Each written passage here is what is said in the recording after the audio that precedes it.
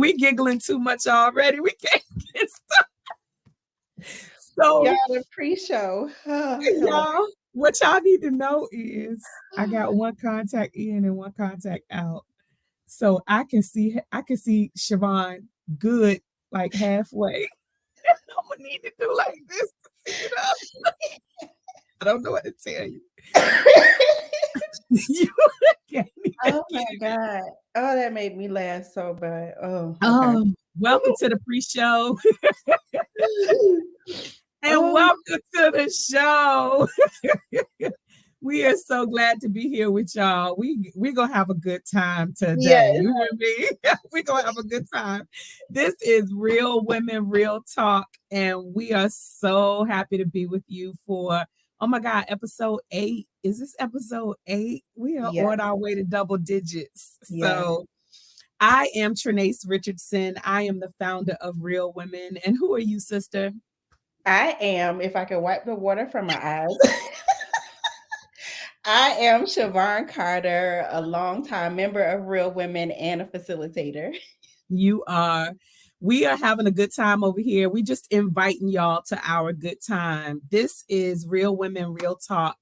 And we invite you and those you know to come join us for an extension of our Real Women Sister Circles. And we're just going to have some real honest dialogue. Go back and watch the other videos, like, subscribe, follow us everywhere.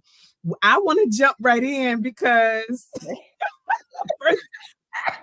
so we're sisters. Y'all know that already. Watch the other episodes just to get a good feel for it. And we're just having a good time up here catching up. And there's just so much. Real talk, first segment. How you doing, sister? I'm gonna tell you how I'm doing, but how you doing over there? I'm doing good today. So I got some unexpected financial blessings that I'm just like, okay, God, let's go. Well, Yes. talk about it. So I got a check in the mail unexpectedly for an escrow overpayment because I'm a year into my house. Woo, Hey, won't he do it? Won't he do it? Won't he will? I got this check in the mail and I was like, oh, so I emailed my realtor or texted my realtor and I was like, I just got this check in the mail. It says it's an overpayment. Can I can have it? Is he mad? Is he mad? I can have Is somebody coming to get it?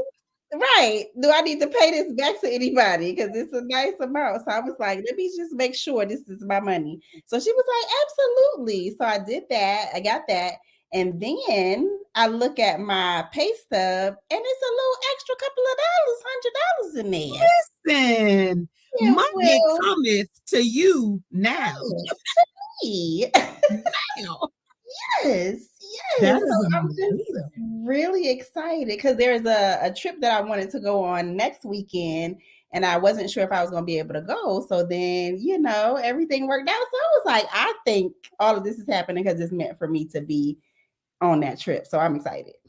Yes. And can I just say on top of that, you are looking really fly today, all lacy and stuff. You are looking good. You look like you went into the office today. I did not. Nope. You just did that for you. Yeah. I was like, what am I gonna put on today? I feel cute. So yeah. Mm-hmm. Yeah, you look like you got an extra check. That's what you look like. That's right. And did, yes. It did. That is awesome. What can I add to your how you doing? Yes. Because you have placed Real Women on a new social media platform. Yes. And if anybody has been watching these past episodes, they know that I'm trying to get my butt off of social media. Thanks to Shavon Carter. I had to add another one because we're having these wonderful numbers pop up on TikTok. Yeah. And I was like, I need to go see and check it out. So y'all follow us on TikTok. Do that. Yes. Mm-hmm. Real.women.rock on TikTok. We are on that platform and it's getting some good views so far. I'm excited for us. I love it. Well, I'm doing great. I am. This is a really good week. I have experienced a social media fast. Mm-hmm. I am starting to work out. At the time of this taping, it is 231 days until I turn 50. Yes, count down. I'm going to be 50 and fabulous. And so I'm doing really good. I am about to embark on a financial fast. Okay. What does that mean, sister? Like, what happens in a financial fast? Yeah. So for me, I'm sure it's different for everybody, but for me, I am only going to spend the money that I have to spend during that season. And for example, I'm going to buy my food from the grocery store instead of spending it out at any restaurants, Starbucks, all of that. Like, I'm just going to buy my food. I'll make my coffee in the morning. I'll make my breakfast instead of picking something up, that kind of thing. And then Amazon will not be patronized by me during that time period. So just what I have to spend as far as bills are concerned. But during that time, I won't do any extra spending. Wow. For how long? So I think I'm going to do it as organically as I did the social media fast. Okay. Wherein I literally just, I text you all in our circle group and said, I'm just feeling like I should start now instead of waiting until the beginning of the year. And I'm going to do it today. And then I woke up the next day and said, I'm going to do it again today. Yeah. So I anticipate at least for a week. Because I want to be able to feel it and, feel what it feels like at least for a whole week to do something different.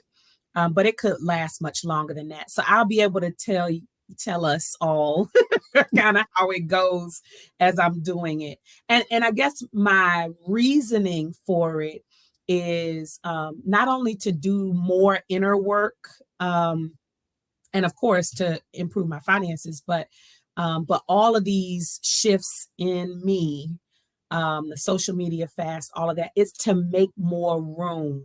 It's to make room for more, for more abundance, for more clarity, for more freedom, both emotionally and spiritually and financially. And I know you have to do something different to make that happen. So yeah, I love that. I'm looking forward to hearing like what comes out of that for you. I love that. Thank you. Thank you. Yeah. So you all know we are extending our circle to you, and we just told y'all how we doing.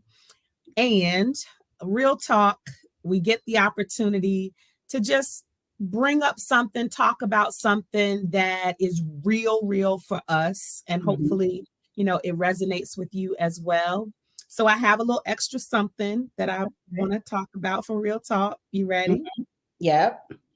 All right. So this is something I would not normally do, but I'm doing it. And I think this is something you would normally do, maybe help me with, but I'm doing it. I'm putting it out here. Okay. I am checking in on a couple of episodes ago, our accountability statements, and wondering how we are both doing with accountability, because we basically said, there are certain things that we want to accomplish, and we put it in the circle, in this podcast circle, we put it out there. And so for me, it was putting more of my work. I think it was when we were talking about fear, and it was putting more of my work, my original work, out in the world. And so I'm ready to report on that. Okay. Yours was, if I remember correctly, it was about school. So, so I'll go first, because I'm preparing you, giving you a chance to think about kind of what's happened since we talked last. For me, I'll be honest, not a whole lot, but baby steps are important to me, especially when I normally shy away from this and fear keeps me from it. Two big things have happened. I have scheduled time to be in the studio for my music. And in scheduling that time, work has been done on my behalf so that there are a couple of songs that are ready to go. And I get to go sit and listen to them and think through it and talk through it. So that's one piece on the music side. And then regarding my book, this is going to sound small, but it is so big for me. Wusa, I have opened the book the digital books, the ebook, electronic version of the book back up on my computer. Okay. Because I closed it, and to me, closing it was not going back to it, referencing it. But you know how you got a million tabs up in your on your computer. The version, the draft that I left off with is up now. Okay. And I've begun reading through it because I have to remind myself of kind of where I was and where I wanted to pick up. Yeah. So I'm rereading my own work, which is big for me. That's major. Yeah. Okay, good. Okay. So that sounds like a decent accountability check-in. Yeah. Because that means we're going to be making revisions and just getting the creative juices flowing. So that's great. Yep. Okay. Good. What about you? How you doing? Okay. So I will say it has been on my mind a lot. My school, just coincidentally, I've never seen this before, but they're having a webinar next week, which I did sign up for, on practicum anxiety. So I was glad to hear that I'm not the only one that is feeling this way. So I'm going to attend that on Tuesday at 7 p.m.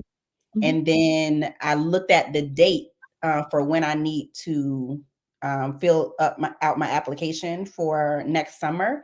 And it is January 30th. So I was like, okay, so I don't have a lot of time. So after this webinar, then I have the list already that I made for all the locations in Maryland that I would want to reach out to. So after the webinar, I'm going to start reaching out to that list. Oh, good. I love that you must be doing something, sister. What you doing over there? Because a lot of things are coming out, like for you to know I have anxiety about this practicum, and then for there to appear. I mean, they probably know it and have experienced it with other students, but it just feels really timely. That I'm just saying. There's some stuff happening over here. I wish I could tell everything right now, but it's so much. But yes, it's a lot happening on this side. I can't wait so you can tell it. Oh, girl, I can't wait. Because that is some manifestation right there. That's beautiful. That's beautiful. I'm so glad. So it's coming. And then after that for you, you'll start doing the reaching out and contacting for options. Yes. Yeah. Because I don't have a lot of time. November is going to be over in a couple of weeks, and then December, and then January 30th. I'm like, oh my gosh, I really need to get on it because the holidays, I don't know what their schedules are going to be. Yep. Yeah. So it's pushing me to get it done. Good. Yeah, because the time gets cut because of the holidays. Right. Well, good. It just led me to think about, and I'm hoping that you all just join in the circle, put in the chat, put in the comments, send us by email, info@realwomenrock.org. What do you need to say? What do you need to say out loud or commit to that you need some accountability for? And we're just going to keep doing check-ins with each other every now and again. Because for me, if there is no check-in, I tend not to be diligent about it. But also, even if there is a check-in, I will run from a check-in. I will run. I can pay.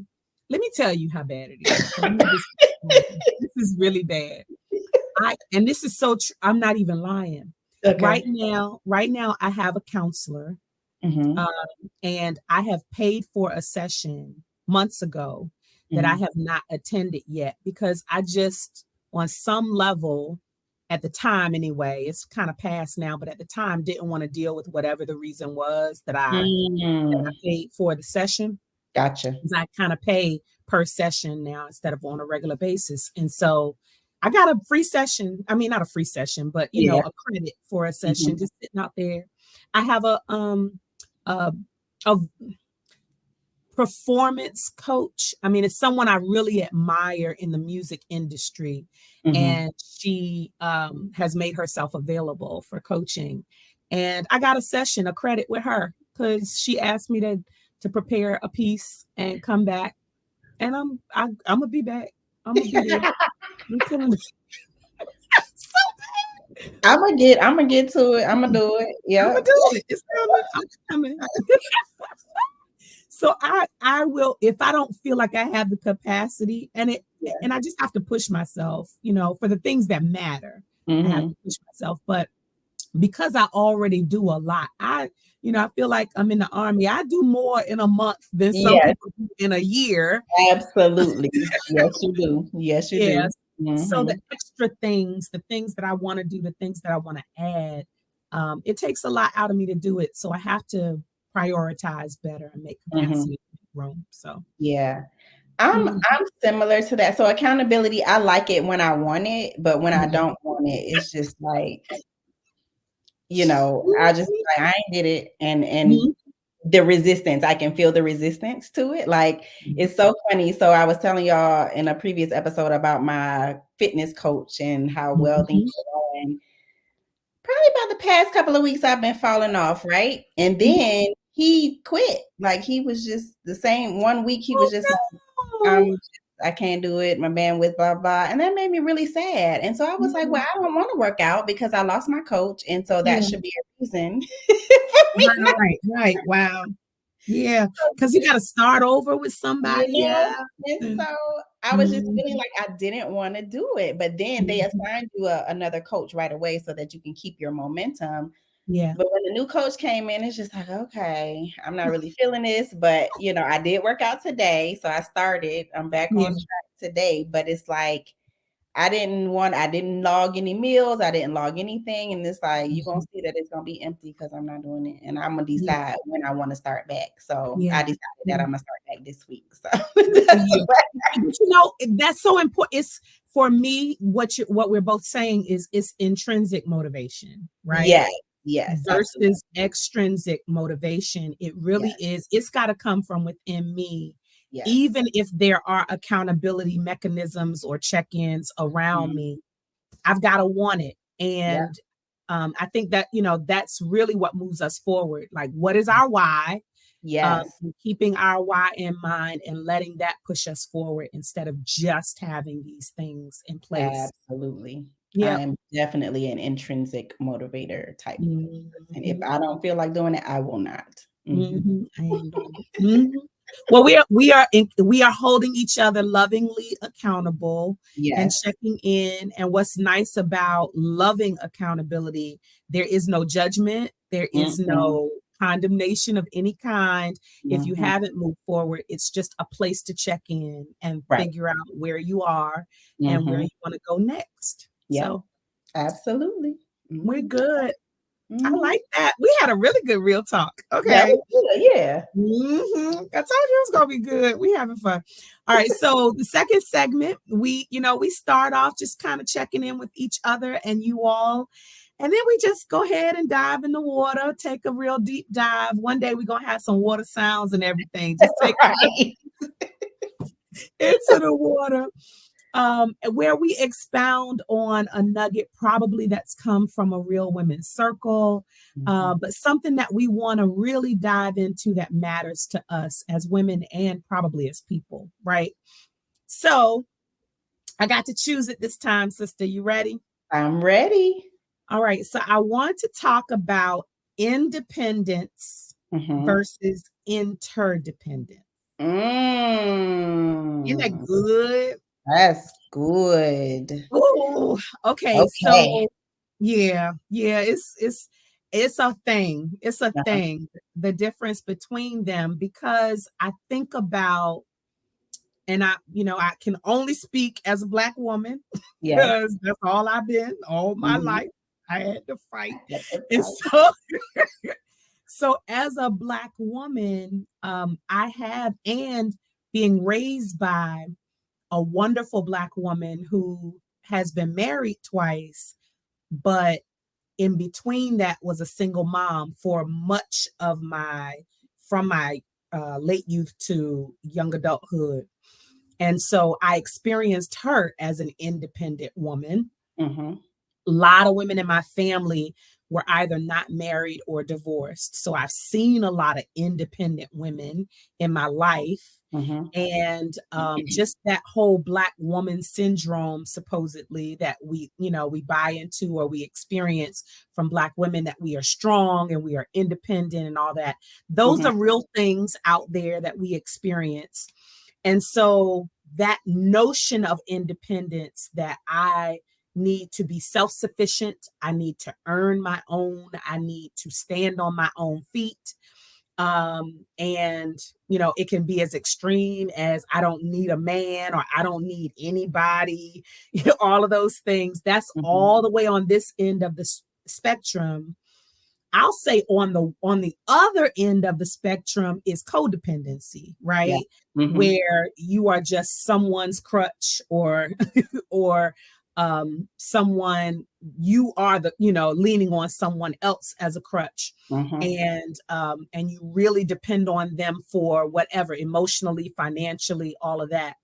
And somewhere in the middle of that is interdependence, where there's a give and take. There's a sharing of responsibility and all of that. And so I have experienced a little bit of all of that, spectrum. Yeah. And I'm just wondering kind of where's the balance regarding relationships, friendships, family relationships.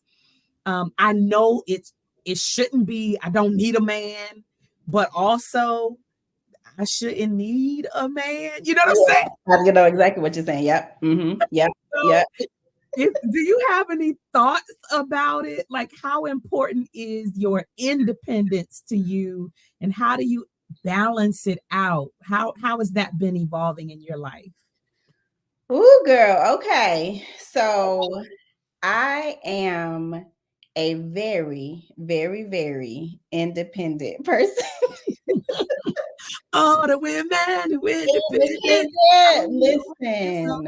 And I think it's for a number of reasons. So I am my grandmother's child, meaning that I am so much like my grandmother. My grandmother was married, and then my grandfather passed away. So she was widowed, and she never remarried.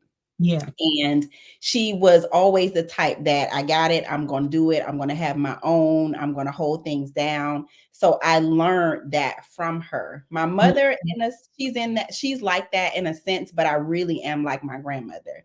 So she always taught me, have your own. Don't let nobody, no man leave you out there by yourself without nothing. So I took that, literally. So I always have my own. On top of, I grew up as an only child. So I'm used to being by myself, being with myself, handling things myself. So all of that on top, and then with me being, successful in my career and doing really well, doing well financially, I'm doing good, and I'm maintaining my own household. So there are a lot of things that I have been used to doing alone. Yeah. And at my age, I'm just used to it. So I'm very independent. And I have been told that in previous relationships, like the feedback that I've been given from men, they've told me, like, you act like you don't need a man. So it's like, in a sense, I don't need a man, meaning that I don't need him to provide for me because I'm good. I have my own, but I do want a man for companionship, for, just the strength that a man, the presence of a man, the love of a man, but I don't need it. So I don't know if that's interdependence or not. I don't know. And what's weird is I have been on the codependent side for emotional things that a man can provide. So emotionally, I have been codependent on men to make me feel better or give me this emotionally, because I didn't have that to give to myself. But now I feel like I'm in a better space, so I don't need a lot. Yeah. So, but with friendships, I feel like I do need my friends, my girlfriends, my good girlfriends, my sisters. So I need them. Like, when we don't meet, it's like, okay, hello, when the next time? We be all like, right, like, okay, what's going on? So I know that I need my sister girlfriend relationship. So I don't know what that means for me when I feel like I need my girlfriends but not need a man. I'm not sure. So I don't know what the balance is, sister. I really don't. Well, let me tell you. So I don't have the answers. This is not one we are going to try to, I don't even think we should, because I also think it's different for everybody, right? I think there are levels and different ends of the spectrum, depending on what's happening in your life. and how you're made up, your makeup, your chemistry, and the person that you're in connection with, whether it's a family relationship or a romantic relationship. I really think all of that matters. And in the same way that no one can dictate to someone what someone's marriage dynamics look like, because they're just not going to be the same. No one's relationship, romantic relationship, is going to look the same. It's whatever works for you all. So I just want to start there, right? Our premise, our original premise is no judgment. So whatever works for you works. If I had to think about it, for me, I think it's such a great question that you pose. Like, for many of us, and we want to hear from y'all so bad. So please send us some comments about this one, especially. But there's so many of us that we know and we experience in Real Women who feel like they have that independent mindset because we've had to, because of what we've seen from our mothers, our family members, and what maybe we've been hurt. And as a result of being hurt, it's caused us to have some guards up and to do for ourselves, both, financially and emotionally. And so there's a conditioning there that we are predisposed to externally or because of what's happened within us. But I can see how that can break the spirit of a man. Yes. I can see how we have, because, if you dare to look into these relationship podcasts and, everybody who has a platform now has an opinion and they're an expert on relationships, all of a sudden it's hilarious to me. But when you dig into those, it's always like men versus women, and y'all don't need us, and y'all want us to be submissive, and it's this tug of war that's happening, and I think it perpetuates it that we are on one end of the spectrum or not, and I don't necessarily know what the answers are. But it has to be a give and take. I don't know what that looks like, but it has to be a give and take on each side, so that a man is not automatically expecting submission and do what I tell you to do. And, and I can do whatever I want to do, but you got to do, what works for me. There's got to be a give on his end, that of course he would love to feel like the king and be catered to and all that kind of stuff. But you're dealing with a woman who has done it for herself, by herself, on her own.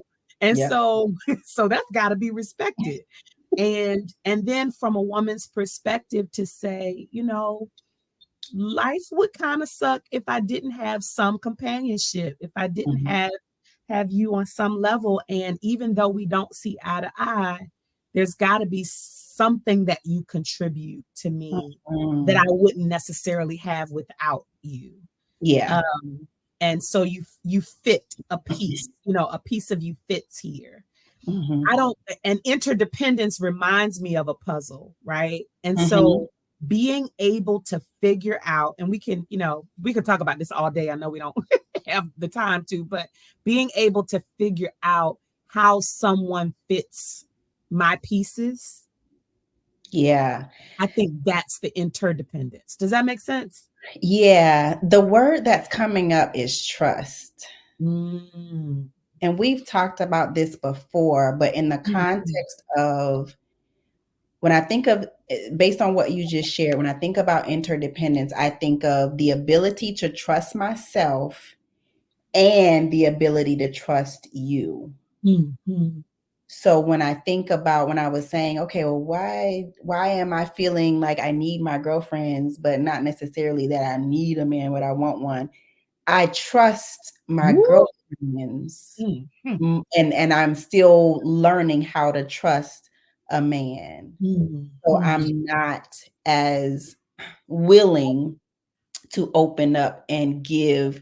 I'll give a little bit, but I'm like, because whatever my mind is telling me about what giving means, there's still a struggle there. But with my girlfriends, we've gone through a lot. We've got years of experience with each other doing the work, vulnerable work. So we've kind of been in that emotionally vulnerable space where it's like, I think it's easier to trust in that space when you're just like this is me, this is what I'm dealing with.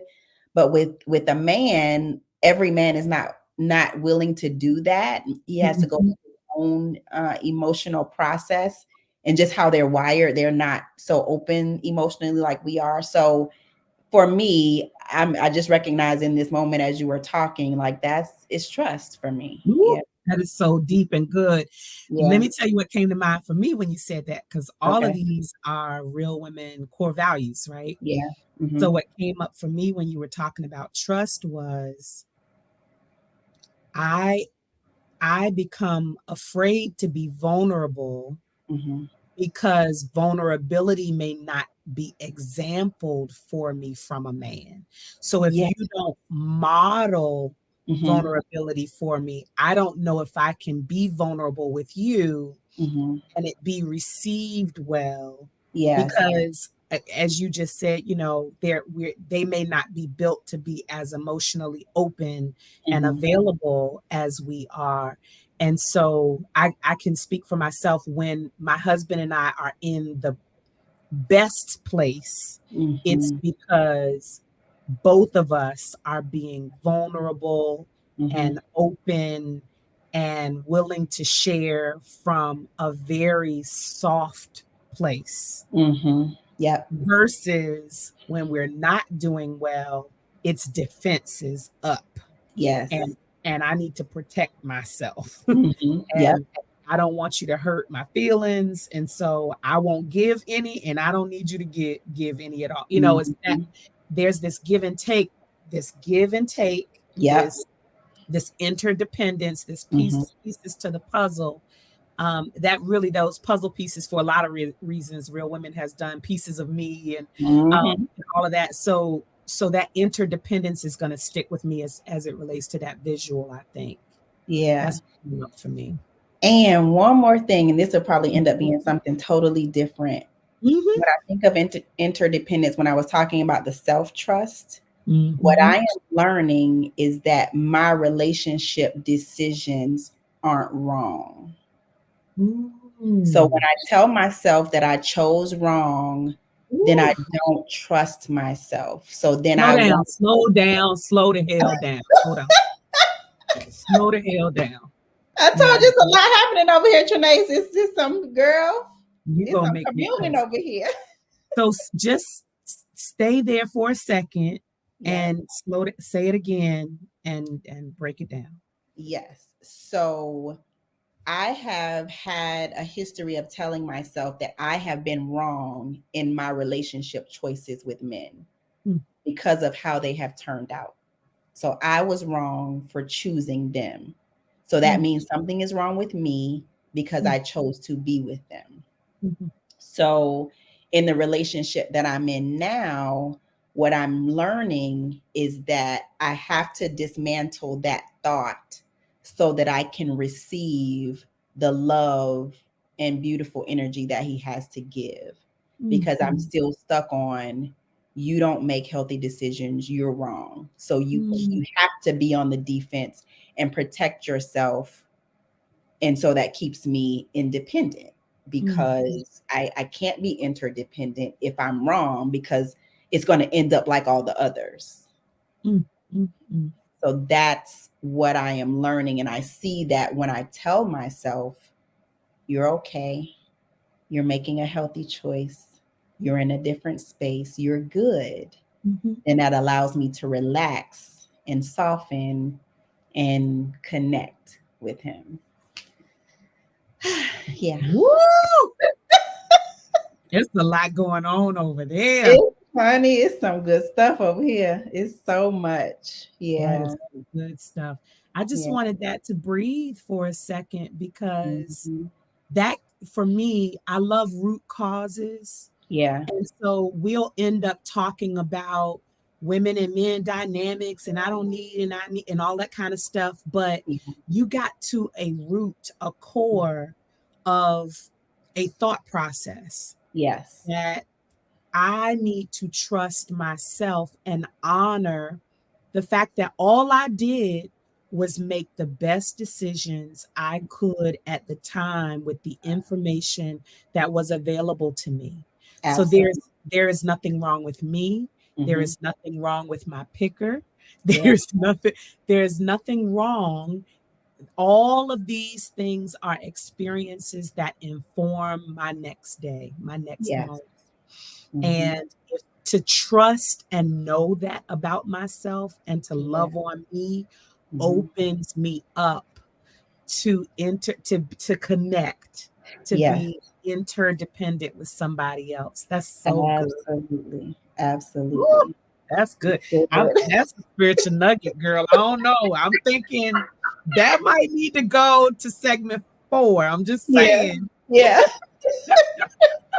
That was so good. We might have to switch off on them spiritual nuggets, Miss Shavon. We can listen because it's a spiritual awakening happening over here, so we absolutely can. Yeah. Woo. Okay, so I just want you to, whatever, even if it's repeating or reframing, I'm in the driver's seat, so I'm gonna put segment 4 back on you. That's all I'm saying. We doing something over here. Yeah. This was so good. So independent versus interdependent. Where are you all on that spectrum? And what have your experiences taught you, about your relationships, romantic or familial or friendships, sisterships? What are you learning about yourself as it relates to that spectrum? And please share them with us. We would love to know. That was so good. Yeah. Oh, that was good. I felt that. I felt that. I had to stop. I'm telling you, that was so good. So I guess we'll come up now. I feel like we could stay down there for a little while, look at the fishes with the scuba diver equipment and everything. Right. We'll come back up to the shore for just a little while for our third segment, which is Put Myself in Her Shoes. And this is where we just discuss some current events, something that's happening. Maybe we pose a question or a scenario so that we can just literally put ourselves in the person's shoes that we're talking about. And we can decide, instead of pointing a finger and saying they should have, then just put ourselves there. What would we have done if we were in that person's shoes? It allows us to practice some empathy. So, all right, I got one. Okay. I got one. And I'm so proud of myself digging into these current trends and events and stuff. Girl, I don't do this. Yeah, you are doing so good. Thank you. Well, what happens is, so I do get Essence magazine emails. Okay. So, the magazine industry has become more electronic. So they just send out their little blurbs of things that are happening. And some things catch my eye. And so this caught my eye. The singer Monica, you remember? So I love her music. She has reportedly been dating Chris Brown's manager recently. And so there's been this whole conversation about it because she was supposedly still with, and I don't know the boy real name. I think it's Corey somebody, but don't get me going. Yeah. His nickname, performance name, whatever, is C Murder. C Murder, yep. Okay. Mm-hmm. Yep. So she was supposed to be with C Murder, but C Murder has been incarcerated for 20 years. A long time, yep. Free C Murder. Mm-hmm. So he was convicted of a murder, and they were supposedly dating before he went into prison. Mm-hmm. And then they broke up. He was arrested, and since he's been arrested, they reconnected. She would go visit him and all of that. And so they have been in a relationship, but just here lately, she's been posting and saying happy birthday and booed up with Chris Brown's manager. I got to go look for this. I ain't hear about this. It's the whole thing. I feel like I'm just so informed right now. Yeah. So I in seeing that and just really like, wow, I didn't realize that she was in possibly, none of us know the whole real story because that's her personal life. Mm-hmm. But that she was in this whole relationship with someone that was incarcerated, right? Mm-hmm. Mm-hmm. So the question is, if you were in a relationship, Miss Carter, with someone and they were arrested and charged and sentenced, I think he has life, but it's been 20 years. So let's just say 20 to life, right? And he was sentenced to a very long time in prison. Would you stick beside him no matter what? Would you give it a try, maybe to see how long you could endure that type of relationship? Or would you put your deuces up and just break up because you can't handle it? Okay. Okay, put yourself in her shoes. I'm putting myself in her shoes. Mm-hmm. That's my man. We've been rocking with each other. He gets caught up. Mm-hmm. I might give him a good year. Okay. 6 months to a year. Hold on. Okay. So what's the 6 months to the year for? Because he got a long sentence. So what are you sticking by him for the 6 months to a year for? Because I would feel connected. I would feel a sense of obligation at first. Okay. Like I would feel bad, like I have abandoned him as soon as he went in. So that emotional connection would be there. Mm-hmm. But knowing what that comes with, like we would just have to write letters, call on the phone, like it would take up my time because I got to be available for when he calls. Mm-hmm. Long term, that wouldn't work for me. Mm-hmm. Mm-hmm. So realistically, I know I wouldn't be able to do the 20-year bid with him. Mm-hmm. And I need to be intimate. Mm-hmm. And so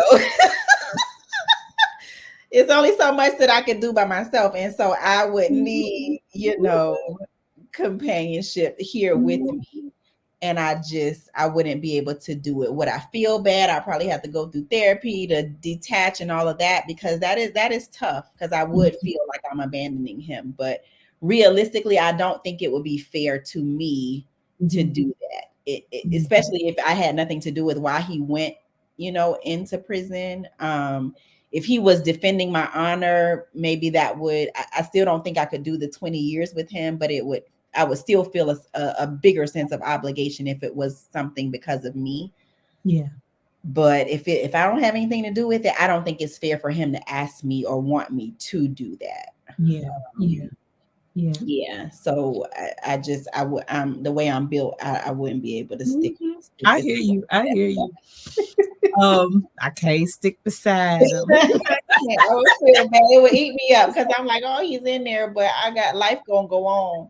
20 years, I'm gonna be 60, 65 in 20 years. I can't do that. Girl.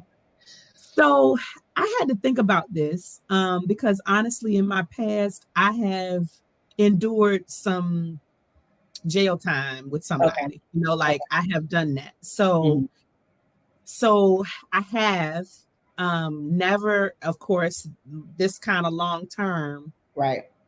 And I didn't even think about whether there are kids with the person, all that kind of stuff, like those kind of dynamics.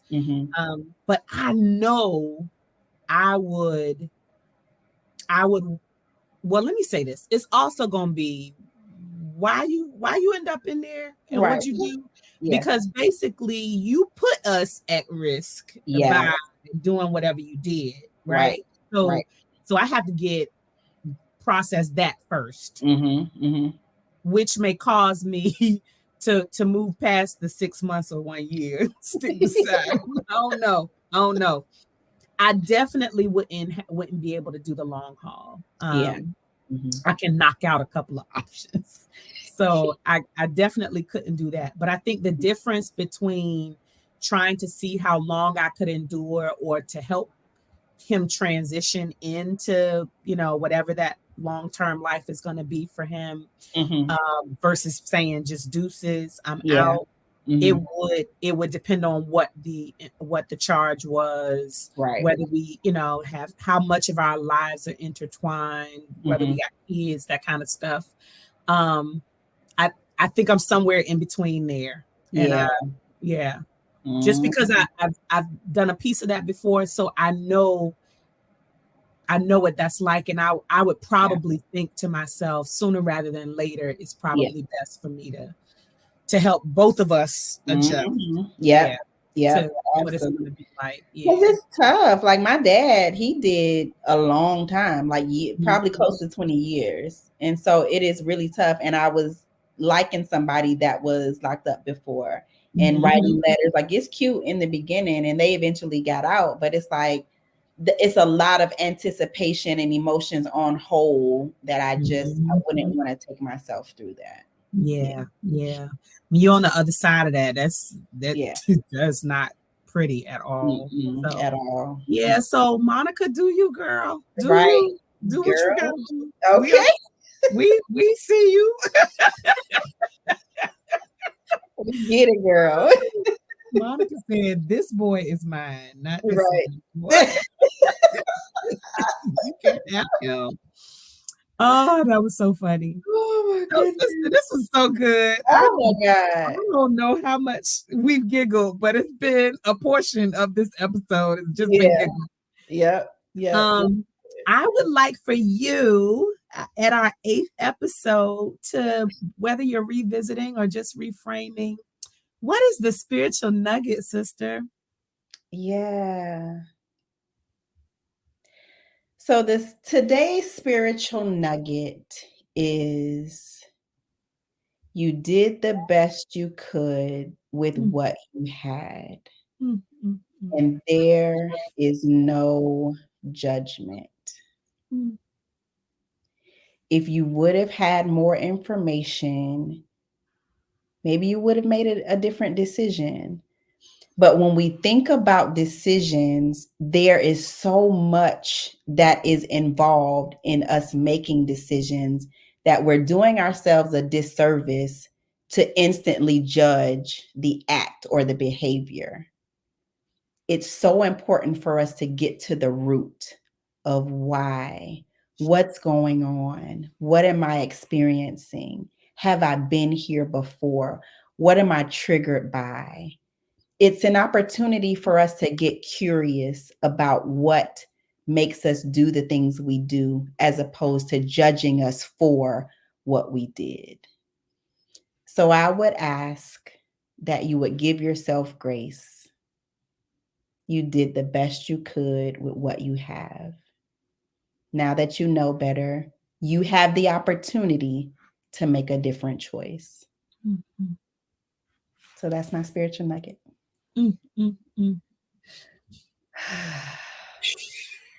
Selah. Can I tell you, I not only am I a crybaby anyway, but it's probably, I know it's the first time I've cried up here, but that just resonated with me so deeply because when I think over my life, I did the best I could in the moment with what I had. And I would have done better if I had known better. And there's a difference to know up here versus knowing in here. And I think, that's what it was. I know some things in here now that I maybe knew because I was told or whatever up here. And I can give myself grace because that is so good. Thank you for that, sister. Oh, yes. La. Say la. God no. Okay, I'm trying to get out of it. That's okay. The last thing you said, get curious. Instead of judging, get curious. And allow what you know now to just inform you. That was good, sister. Thank you.